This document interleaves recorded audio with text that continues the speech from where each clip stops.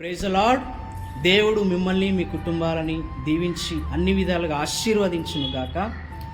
యేసయ్య నీకు మేలు చేయక ఆయన ఉండలేడు. కాబట్టి మేలు చేసే దేవుని వైపు నీ మనస్సు ఎత్తుకొని దావీదు అన్నట్టుగా నీవు నీ మనసు సిద్ధం చేసుకొని ఆయన కోసం కాచుకొని ఉన్నట్లయితే తగిన సమయంలో ఆయన నీకు సహాయం చేయబోతున్నాడు.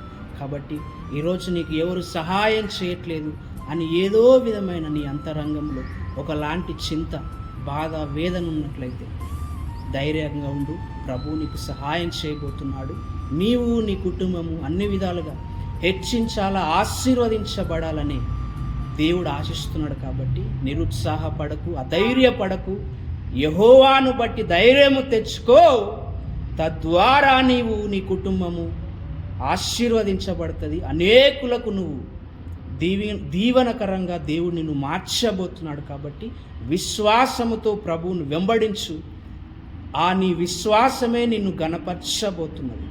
కాబట్టి ప్రతి విషయంలో దేవుడు నిన్ను చూస్తున్నాడు. ఈ సమస్యలను, ఈ పరిస్థితిని బట్టి నువ్వు బాధపడకు. దాన్ని బట్టి దేవునికి ప్రార్థన చేయు. ఏదో ఒక రూపంలో దేవుడే నీకు సహాయము చేసి నీ పక్షాన, నీ కుటుంబం పక్షాన దేవుడు ఒక దుర్గంగా నిలబడి నీకు, నీ కుటుంబానికి సహాయము చేయునుగాక. God bless you all. Praise the lord.